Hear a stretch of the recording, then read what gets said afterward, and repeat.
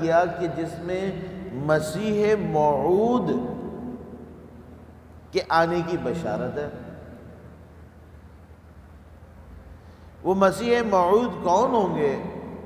وہ مسیح موعود عیسیٰ علیہ السلام ہیں جو آسمانوں سے نازل ہوں گے۔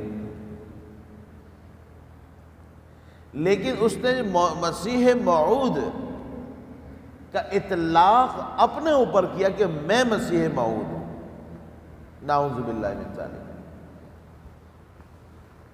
اور اس کے لیے اس نے حیات عیسیٰ علیہ السلام کا انکار شروع کیا، اپنے لیے وہ ساری احادیث فٹ کی اور وہ ساری بشارات، وہ سارے واقعات و معاملات جس میں ذکر ہے کہ عیسیٰ علیہ السلام تشریف لائیں گے، مسلمانوں کی سرپرستی فرمائیں گے، آخر زمانے میں آئیں گے، وہ ساری احادیث کو اپنے اوپر فٹ کرتا رہا، اور عیسیٰ علیہ السلام کی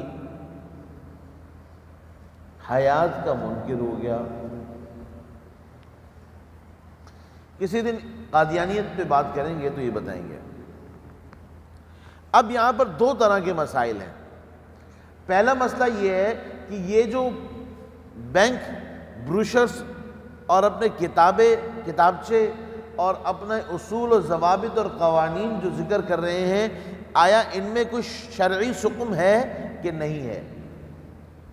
اور دوسرا بڑا اہم مسئلہ یہ ہے کہ جس طرح یہ بتا رہے ہیں کیا اس طرح کر بھی رہے ہیں کہ نہیں؟ یہ دونوں سوال ہیں۔ ہمارے یہاں بہت سارے علماء، ایک بڑا طبقہ، خاص طور پر وہ طبقہ جو جدید دنیا سے رابطے میں ہے، وہ فرماتے ہیں کہ جی ساری باتیں ان کے بروشرز میں صحیح لکھی ہیں اور وہ شرعی اصطلاحات کے مطابق کام کر رہے ہیں۔ بات درست ہو اگر یہ قابل اختلاف نہ ہو، لیکن یہاں دو طرح کے اعتراضات ہیں، غور سے سمجھیں۔ میں نے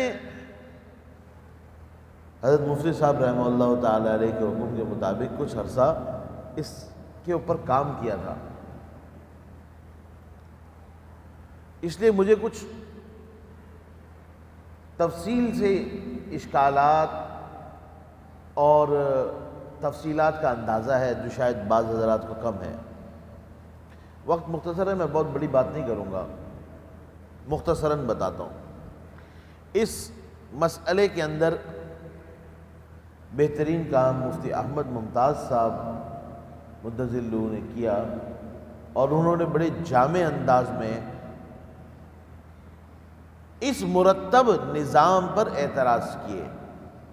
آپ نے جو شرعی اصطلاحات اور نظام مروج کیا ہے یا لکھ کر دیا ہے، بنا کر دیا ہے، جو قاعدے اور قوانین لکھے ہیں، اس کے اوپر شرعی اعتراضات ہیں، یہ صحیح نہیں ہے۔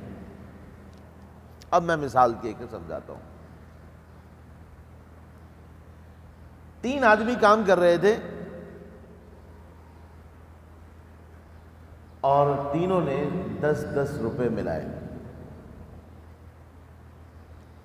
کاروبار شروع کر دیا۔ انہوں نے بازار سے مرغی کے چوزے خریدے، 30 روپے کے، مثال کے طور پہ 15 چوزے خرید لیے، اور کاروبار شروع کیا کہ اب یہ بڑے ہوں گے اور انڈے دیں گے، مرغیاں بنیں گی، ہم اس کو بیچیں گے۔ کچھ عرصے بعد، کچھ زمانے کے بعد، ایک آدمی آتا ہے، وہ کہتا ہے تم مجھ سے بھی کچھ پیسے لے لو اور مجھے اپنا برابر کا شریک بنا لو،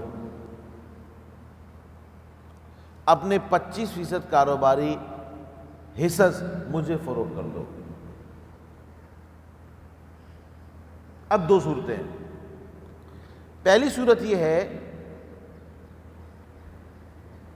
کہ جس وقت کاروبار شروع کیا گیا تھا، جتنے پیسے شامل کیے گئے تھے اس کو اساس بناتے ہوئے کہ 10 روپے سے کاروبار شروع کیا گیا تھا، اس کو اساس بناتے ہوئے 10 روپے سے لیے جائیں اور اس کو 25% کا شیئر دے دیا جائے. یہ طریقہ آج بینکوں میں رائج ہے. وہ اپنے کیپٹل کو دیکھ رہے ہوتے ہیں کہ ہماری ٹوٹل کیپٹل انویسٹمنٹ اتنے کروڑ اتنے ارب تھی.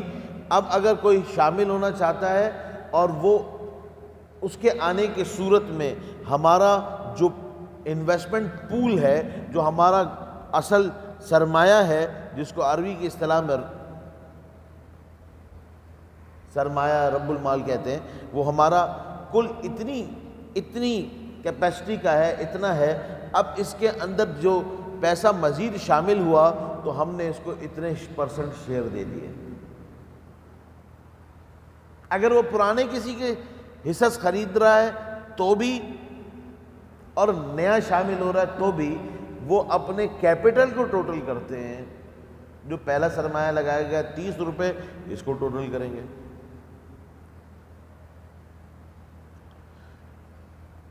اور اس کے 10 روپے ساتھ ملانے پر اس کو 25% حصص کا مالک بنا دیں گے.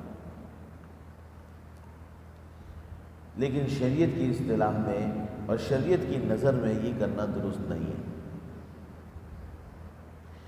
شریعت کہتی ہے آج جو ان کی جو سرمایہ کاری تھی اس کی موجودہ قیمت نکالی جائے گی،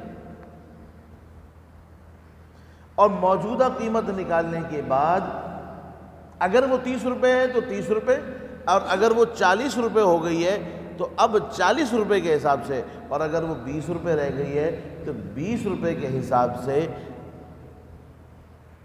اس کی چوتھائی جو اب اس کو چاہیے حصہ، اس کی قیمت کا تعین ہوگا.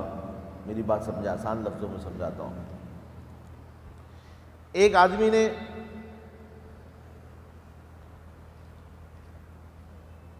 ایک چوزہ لیا. چوزے کی قیمت تھی مثال کے طور پہ 2 روپے. 2 روپے کے حساب سے اس نے 10 چوزے لیے. سارے تو بڑے نہیں ہوتے، کچھ مر گئے، کچھ بڑے ہو گئے. اب بڑے ہونے والے چوزے کی قیمت 2 روپے نہیں ہے، اس کی قیمت 5 روپے. بکری کے بچے لیے،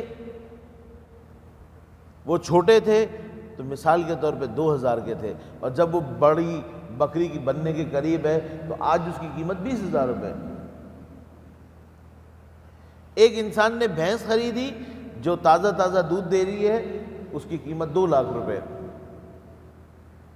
جب وہ 4-6 مہینے تک دودھ دے چکی، ابھی بھی دودھ دے رہی ہے، لیکن اب اس کو بیچنے جائیں گے تو اب اس کی قیمت 2 لاکھ روپے نہیں، اب اس کی قیمت مشکل سے 1 لاکھ روپے ملے گی، کیونکہ اس نے اتنا عرصہ اپنا شروع کا دور دودھ دے دیا، اب کم وقت رہ گیا دودھ دینے کا. ایک گاڑی جب برانڈ نہیں ہوگی تو مثال کے طور پہ 10 لاکھ کی ہوگی، اور جب 2-4 سال گاڑی سڑک پہ چل چکی ہوگی، 1 لاکھ کلومیٹر چل چکی ہے، اب اس کی قیمت 10 لاکھ نہیں رہی، اب یہ 7-8 لاکھ کی ہو گئی. مستعمل ہے، اتنی استعمال ہو گئی. قیمت اوپر بھی جا سکتی ہے، قیمت نیچے بھی آ سکتی ہے. تو شریعت کہتی ہے جب ایک پارٹنر بزنس میں شامل ہوگا تو بزنس کی جتنی ایسٹس ہیں ان کی آج کی کرنٹ ویلیو دیکھ کر ویلیویشن کرنی پڑے گی، قیمت لگانی پڑے گی، اور اس کے بعد پارٹنر کو شامل کیا جائے گا. اب مثال کے طور پہ کسی بھی بینک نے 50 گاڑیاں لوگوں کو دی ہیں. عام بینک تو لیز پر دیتا ہے کہ بھئی یہ مثال کے طور پہ 15 لاکھ کی گاڑی ہے، آپ کو ہم 20 لاکھ میں دے رہے ہیں، یہ 20 لاکھ آپ نے 5 سال میں، 7 سال میں، 8 سال میں اتنی قسطیں کر کے دینی ہے، ہر مہینے 50,000 دیں گے آپ. لیکن جو اسلامی بینکنگ سسٹم ہے ان کو نظام یہ بنا کر دیا گیا کہ آپ یہ نہیں کہیں گے کہ ہم گاڑی آپ کو قسطوں میں بیچ رہے ہیں، بلکہ آپ اجارے کا سودا کریں گے. اجارے کا سودا یہ ہے کہ آپ کہیں یہ گاڑی میں آپ کو 50، بینک کہے گا کہ گاڑی تو ہماری ہے، ہم آپ کو بیچ نہیں رہے. اسلامی بینکنگ سسٹم نہیں ہوتا، ہم آپ کو بیچ نہیں رہے. یہ آپ کو گاڑی ہم دے رہے ہیں کرائے پہ، اور ہم نے آپ سے 5 سال کی کرائے کا معاہدہ کر لیا ہے، ہر مہینے آپ 50,000 روپے ہمیں کرایہ دیں گے۔ اور جب 48ویں قسط دینے کا وقت آئے گا تو بینک کہے گا یہ گاڑی ہم آپ کو 50,000 میں فروخت کر رہے ہیں، اپنے خریدنی ہے۔ اس وقت تک یہ ملکیت بینک کی رہے گی، اور آپ وہ قسط نہیں دیں گے، آپ کرایہ دیں گے۔ کیونکہ شریعت میں غیر منقولہ چیزوں کے اندر ایک وقت میں کرائے پر بھی اور فروخت بھی یہ جائز نہیں۔ یہ چیز آپ کے پاس کرائے پر بھی ہے اور یہ چیز آپ فروخت بھی کر رہے ہیں۔ عام بینکوں کے اندر یہ ہوتا ہے کہ گاڑی کی قیمت ساری بینک کی ہے تو گاڑی 50,000 کی 50,000 بینک کرایہ لے رہا ہے، اور ڈاؤن پیمنٹ کے بعد 80% بینک کی ہو گئی تو آپ کی 20% ہے۔ تو اب آپ جو قسط بھر رہے ہیں اس کے اندر 80% قسط ہے یا 60% قسط ہے، 40% کرایہ ہے۔ جیسے جیسے آپ کی ملکیت بڑھتی جائے گی تو کرایہ کم ہوتا جائے گا اور آپ کی جو قسط ہے وہ بڑھتی جائے گی۔ یہ سسٹم ہوتا ہے شرعی طور پر۔ ایک ہی چیز آپ ایک ہی وقت میں ایک بیچ بھی رہے ہیں اور یہی چیز آپ کرائے پر بھی دے رہے ہیں۔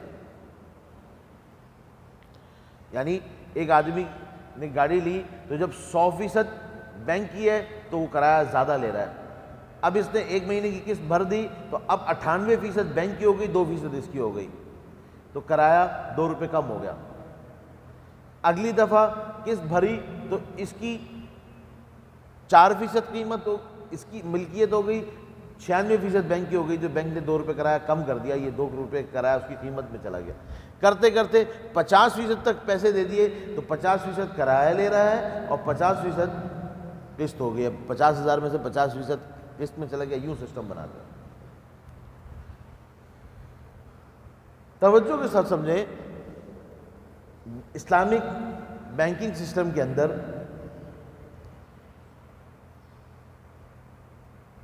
گاڑی اجارے پہ دی جاتی ہے، کرائے پہ دی جاتی ہے، اور آخری قسط میں کہتے ہیں کہ آپ پیسے دیں 50,000 اور یہ گاڑی ہم نے 50,000 میں آپ کو دے دی۔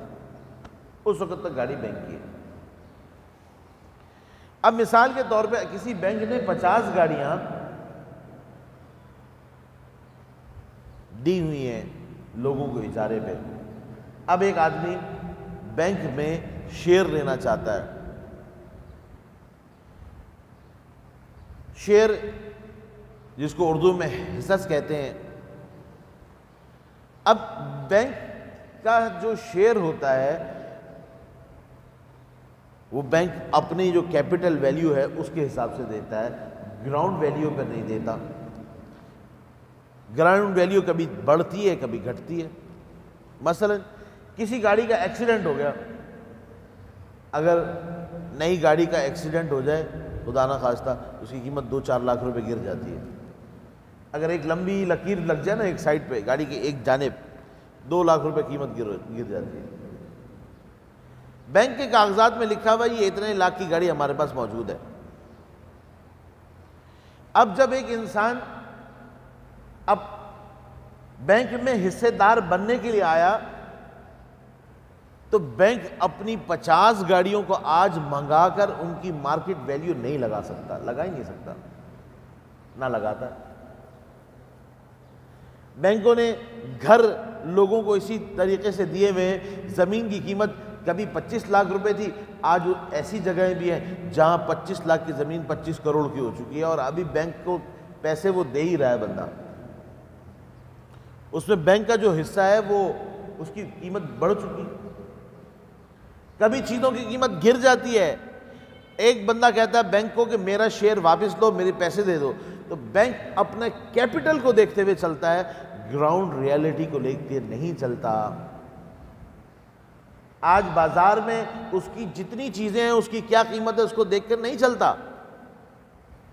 اور شریعت کے اندر یہ شرط غیر ملائم ہے، یعنی ایسا نہیں ہے کہ اچھا چلو آپ نے چھوڑ دیا اس کے بجائے آپ یوں کر لو۔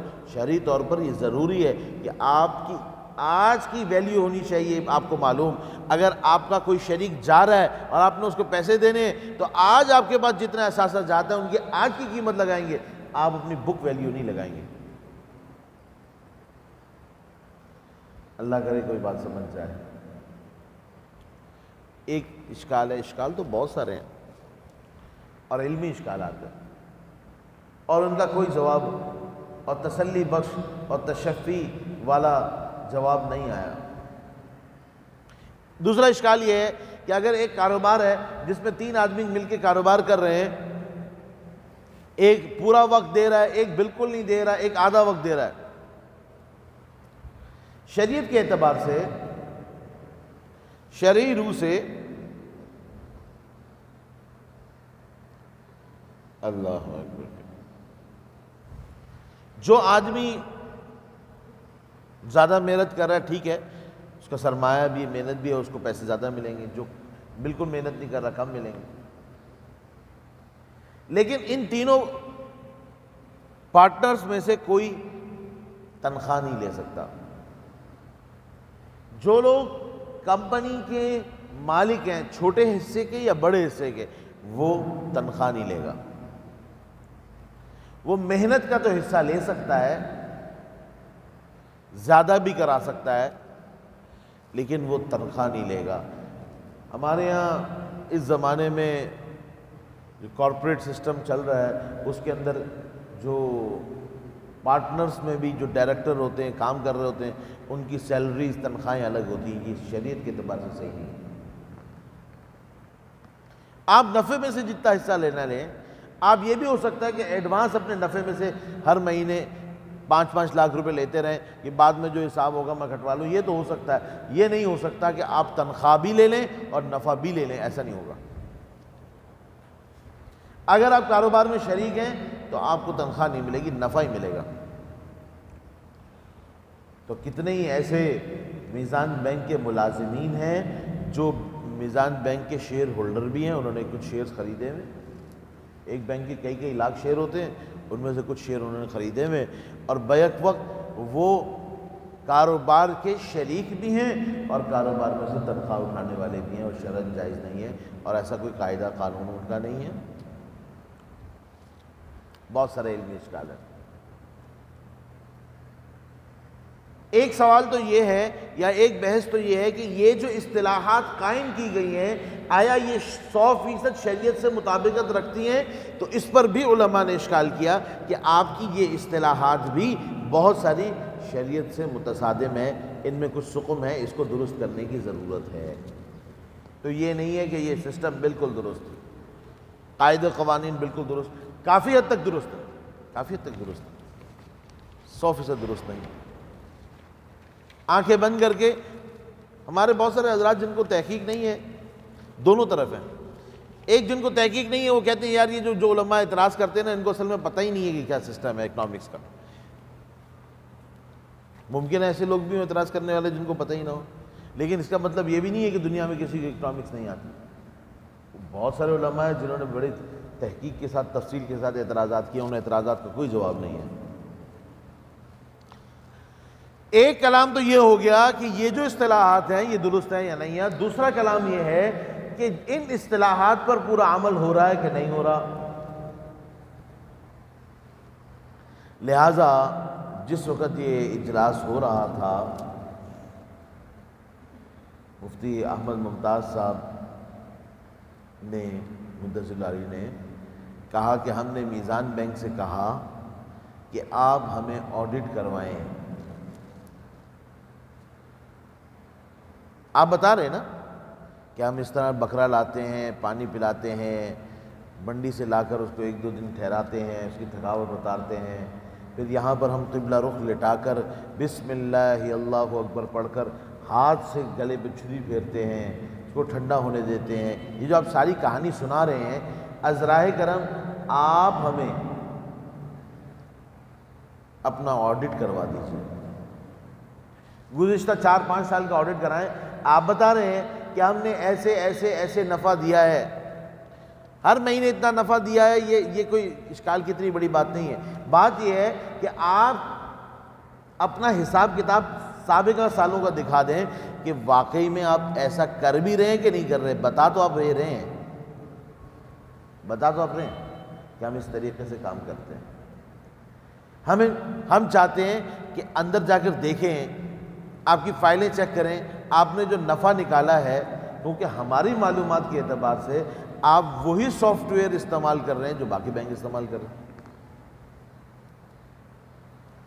آپ انہی اصولوں پر کاربند ہیں, انٹرنلی اندر سے وہی طریقہ چلا رہے ہیں جو باقی بینک چلا رہے ہیں. فرق اس کا ہے کہ باقی بینک کہتے ہیں ہم اتنا % انٹرسٹ دیں گے, آپ کہتے ہیں نہیں جی ہم تو مضاربہ دیں گے. اب کہہ تو رہے ہو آپ, کیا آپ اپنے اصول و قواعد کے اندر, شرائط و ضوابط کے اندر عمل پیرا بھی ہو, یا صرف زبانی کلامی جمع خرچ ہے یہ؟ تو بینک کی آڈٹ ٹیم نے کہا جی آپ کو ہم ساری باتیں بتا رہے ہیں, آپ اس کو تسلیم کر لیں. علماء کے بورڈ نے کہا ہم ایسے تسلیم نہیں کر سکتے, آپ ہمیں اپنے سابقہ سالوں کو آڈٹ کرائیں. ہم اچھے سے سمجھتے ہیں بینکنگ سسٹم کو, ہم اچھے سے سمجھتے ہیں ساری کیلکولیشنز کو, اور ہم اچھے سے سمجھتے ہیں کہ کس طرح پروفٹ نکالا جاتا ہے, بینکوں کا کرنٹ سسٹم کیا ہے. ہمارے پاس ایسے لوگ موجود ہیں جنہوں نے بینکوں میں بڑا زمانہ لگایا ہے. آپ صرف اپنی فائلز تک ایکسس دے دیں, آپ اپنا ڈیٹا ہمیں دے دیں, تاکہ آپ کی بات ثابت ہو جائے کہ واقعی میں آپ نے ان اصطلاحات کو مد نظر رکھتے ہوئے عمل کیا ہے. ان کا جواب مسلسل یہی تھا, آپ ہماری بات مان لیں, ہم نے بالکل ایسے کیا.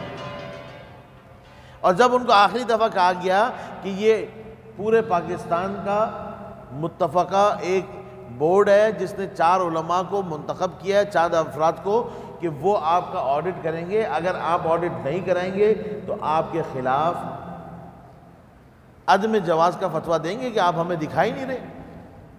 بار بار مطالبے پر آپ ہمیں نہیں دکھا رہے, ٹالے جا رہے ہیں کہ نہیں جی ہمیں اجازت نہیں ہے آپ کو دکھانے کی, بس آپ ہماری بات پہ یقین کر لیجئے. ہم بتا رہے ہیں نا, ہم نے کتابوں میں چھاپا ہوا ہے, ہم نے اپنے پوسٹروں میں چھاپا ہوا, ہم ایسا کرتے ہیں. او بھائی چھاپا ہوا ہے, دیکھنے کیوں نہیں دیتے ہو؟ اگر نہیں دو گے تو پھر ہم آپ کے اوپر عدم جواز کا فتویٰ دیں گے. تو مفتی احمد ممتاز صاحب نے اس مجلس میں کہا کہ انہوں نے ہمیں اپنے ڈیٹا تک ایکسس نہیں دیا, نہیں دکھایا, اور آخر تک وہ اسی بات پہ مصر رہے. دیکھیں ہم آپ کو سب کچھ بتا رہے ہیں, بس آپ ہماری باتوں پر یقین کر لیں, آپ کی ذمہ داری ہے, ہم آپ کو ذمہ داری سے بتا رہے ہیں, بس آپ یقین کر لیں. ہم نے ان سے کہا بات ذمہ داری اور یقین سے اور صرف اطلاعات سے بڑھ کر اب تحقیق پر پہنچ چکی ہے, ہمیں تحقیق کرنا ضروری ہے. کہا لیکن انہوں نے اپنے سسٹم تک نہیں پہنچنے دیا, کیونکہ ہماری اطلاعات کے مطابق ان کے سسٹم کے اندر ویسی دیانتداری نہیں تھی, وہ اس کو اندر سے کمرشلی چلا رہے ہیں. اور آڈٹ نہ کرا کر انہوں نے اپنے شک کو مزید مستحکم کیا. لہٰذا علماء کرام نے فتویٰ دیا کہ موجودہ اسلامک سسٹم جو ہے, بینکنگ سسٹم, وہ صحیح نہیں ہے. یہ صرف زبانی جمع خرچ نہیں ہے, پورے دلائل کے اوپر بات کی میں نے. ہاں ان مسائل کو حل کیا جائے تو سسٹم کی خامیاں دور ہو سکتی ہیں. ایسے نظام بنا دیے جائیں اور کوئی کمپنی مکمل طور پہ علماء سے آڈٹ بھی کرائے. یہاں جتنی کمپنیاں فیکٹریاں ہوتی ہیں نا, وہ بتاتے ہیں جی ہم نے 18 سال سے نیچے کوئی بچہ نہیں لیا. اچھا جی, ہم مزدوروں کو وقت پہ تنخواہ دیتے ہیں, ٹھیک ہے جی, ہم صفائی کا خیال رکھتے ہیں, ٹھیک ہے, ہم اس طرح کا کرتے ہیں, اس طرح کا کرتے ہیں. تو پھر ان کا مختلف کمپنیز آ کے آڈٹ کرتی ہیں. یہ آڈٹ ہے کمپنیوں کے اندر. کیوں بھئی؟ دیکھنا ہے کہ آپ جو باتیں کر بھی رہے ہیں ایسی ہو بھی رہی ہیں کہ نہیں رہی. زبانی جمع خرچ تو آپ نے لکھ کے بھی دے دی, بتا بھی دی, کچھ تصویریں بھی لگا دی, لیکن آ کر چیک کرتے ہیں, حکومت کی آتی ہے بھئی آپ SOPs پورا کر رہے ہیں, آپ جو ہے فلاں چیز پر عمل کر رہے ہیں, آڈٹ ہوتا ہے. کبھی اچانک سے آڈٹ ہوتا ہے. آپ آڈٹ کمپنی کو چاہتے ہوئے یا نہ چاہتے ہوئے اجازت دیتے ہیں کہ ہاں جی آپ کسی وقت بھی آگے ہمیں چیک کر لیں. وہ آ کر مختلف موقعوں چیک کرتے ہیں, پھر آ کے تحقیق جاری کرتے ہیں, ہاں جی ہم نے صحیح پایا, یہ جو کہہ رہے ہیں ایسے ہی کر رہے ہیں. یا اپنی بات میں صادق اور امین ہیں، اور اگر ایسا نہ ہو اور تحقیق ہی نہ کرنے دیں، آنے ہی نہ دیں، تو پھر یہاں سے، اور جب کہ بتا دیا گیا کہ دیکھیں جی آپ کے خلاف فتویٰ دے دیں گے ہم، تو انہوں نے پھر بھی آخر تک وہی بات کی. کہتے ہیں ایک طوطے کو کسی نے یاد کرایا تھا، خیال کرنا کہ بلی نہ کھا جائے، خیال کرنا کہ بلی نہ کھا جائے. وہ یہی بولتا رہتا بھائی ہوشیار رہو، خیال کرنا کہ بلی نہ کھا جائے. ایک دن بلی آئی، اس کو پکڑ لیا اور گردن سے دبوچ لیا. وہ پھر بھی یہی کہہ رہا تھا خیال کرنا، دیکھو کہ بلی نہ آ جائے. تو کہتے رہنے سے تھوڑی کچھ ہوگا، تو کرنے سے ہوگا. اللہ اکبر کبیرہ. تو یہ بات درست ہے کہ آپ اگر ایک بکرے کے گلے پہ بسم اللہ اللہ اکبر پڑھ کے چھری پھیریں گے تو وہ حلال ہوگا، اور اوپر سے چھری پھیر دیں گردن کے اوپر سے تو وہ حرام ہوگا. ایک کام کو جائز طریقہ بھی ہے کرنے کا، ناجائز طریقہ بھی ہے کرنے کا. یقیناً تمام شریعت کے اصولوں پر چلا جائے تو نظام صحیح، درست، جائز اور اعلیٰ بن سکتا ہے، لیکن پھر مشکل بہت ہوگی. مشکل کیا ہوگی؟ مشکل یہ ہوگی کہ پھر ہر جگہ پر مقدم رکھنا پڑے گا شریعت کو، ہر جگہ پر خلاف شرع اعتراضات کو دور کرنا پڑے گا. جو ایک چھوٹی سی کمپنی ہوتی ہے نا، آڈٹ کراتی ہے، اس کو 10 مسئلے ہوتے ہیں، ان کے بہت سارے کام جو ہے نا وہ کھانچوں میں بھی کر رہے ہوتے ہیں، وہ سارے کھانچے بند ہو جائیں گے. بہت ساری ایسی چیزیں جن میں شرعی اصطلاحات ٹوٹ رہی ہوتی ہیں، پھر یہ کمپنیز کے لیے بڑا مشکل ہو جاتا ہے کاروبار ایسے کرنا. اللہ اکبر کبیرہ. تو یہ بات تھی، یہ متعلق تھا بینکوں سے، اسلامک بینکوں سے متعلق. حضرت مفتی صاحب رحمہ اللہ تعالیٰ علیہ فرمایا کرتے تھے اسلامک بینک کے ساتھ کام کرنا اور ان کے اکاؤنٹس میں ڈپازٹ کرنا، سیونگ اکاؤنٹس میں ڈپازٹ کرنا زیادہ بڑا گناہ اور خطرناک ہے بنسبت عام بینکوں کے سود سے. عام بینک کا سود حرام اور ان کا حرام در حرام. کیوں؟ اس کا ذات تو نام لگا ہوا اسلامی کا، اس وجہ سے کہ جو حرام کھا رہا ہے نا اس کو پتہ ہے میں حرام کھا رہا ہوں، میں سود کھا رہا ہوں. جو بے نمازی ہے اس کو پتہ ہے میں بے نمازی ہوں، میں غلط کر رہا ہوں. یہ کھا رہا ہوں نا، میں حرام کھا رہا ہوں، اس کو پتہ ہے. کبھی نہ کبھی اس کے دل میں یہ احساس پیدا ہوگا، احساس ندامت جاگے گا، غلطی کا احساس ہوگا. لیکن جو صحیح کر کے جائز سمجھ کے حلال سمجھ کے کر رہا ہے اس کے دل میں احساس ندامت ہی نہیں ہے. وہ تو اپنے آپ کو غلط سمجھ ہی نہیں رہا، وہ تو غلط رخ پر اپنے آپ کو محسوس ہی نہیں کر رہا. تو اس کے لیے ہدایت کے لیے آنا بہت مشکل ہے. جو یہ سمجھے کہ جی نماز پڑھنا تو اختیاری عمل ہے، پڑھ لو تو پڑھ لو، نہیں پڑھو تو کوئی بات نہیں. اور جو یہ سمجھے کہ نہیں میں نماز نہیں پڑھ رہا، گناہ کر رہا ہوں، اللہ تعالیٰ توفیق دے، اللہ تعالیٰ مجھے معاف فرمائے، دونوں میں بہت فرق ہے. اللہ اکبر کبیرہ. الحمدللہ رب العالمین. تمام تعریفات اس اللہ کے لیے ہیں جو پالنے والے ہیں دونوں جہانوں کے. اللہ اکبر کبیرہ. رب یا ربو کا معنی میں نے عرض کیا پالنے والا. اور ایک انسان اگر کسی کا غلام ہو، ایک انسان کسی کا غلام ہو تو وہ غلام مالک کی اجازت کے بغیر نہ کہیں جا سکتا ہے، نہ کچھ خرید سکتا ہے، نہ بیچ سکتا ہے. وہ آقا کے حکم کا ہر وقت پابند رہتا ہے. یہی حال ملازم کا بھی ہے. ملازم چھٹی کرے گا، کام نہیں کرے گا تو مالک نکال دے گا. غلام جو ہوتا تھا، غلام کی مثال گائے کی ہے، اس کا کچھ بھی نہیں ہے، وہ بھی گائے مالک کی ہے، اس کا دودھ بھی مالک کا ہے، اس کے بچے بھی مالک کے ہیں. نوکری بھی تو یہ بھی ہے نا کہ کہہ سکتا جی میں نوکری چھوڑ کے جا رہا ہوں. غلام یہ نہیں کہہ سکتا تھا. تو مالک کی اجازت کے بغیر غلام کچھ بھی نہیں کر سکتا، وہ ہر چیز میں اپنے آقا کی رضا کا پابند ہوتا ہے۔ تو فرمایا جس طرح ایک انسان کسی کا غلام ہو تو اس کی ہر بات ماننے کا پابند ہوتا ہے، اے انسان تم بھی اللہ رب العزت کے غلام ہو، وہی پال رہا ہے تم کو، وہی پال رہا ہے تم کو، اور تم اس کے مطیع و فرما بردار ہو۔ ہر عمل کرنے سے پہلے اس کی رضا جانا کرو، اس کی رضا معلوم کرو، راضی ہے اس کام کرنے پر تو ٹھیک ہے کریں گے، نہیں ہے تو نہیں کریں گے۔ دنیا میں مالک جس پہ راضی نہیں ہو تو ملازم وہ کام نہیں کر سکتا، اسی طرح اللہ رب العزت جس کام سے راضی نہیں ہو مسلمان وہ کام نہیں کر سکتا۔ پھر رب یربو سے پالنے سے مثال اس طرح دی، ایک چھوٹا سا بچہ ہوتا ہے ننھا ابھی پیدا ہوا، رو رہا ہے دھو رہا ہے، ماں کی گود میں آتا ہے دودھ پیتا ہے چپ ہو جاتا ہے۔ وہ انسان کا بچہ ہو چاہے کسی بھی مخلوق کا بچہ ہو، جب وہ بچہ اپنی ماں کے پاس آئے گا تو سکون میں آ جائے گا، اطمینان سے آ جائے گا،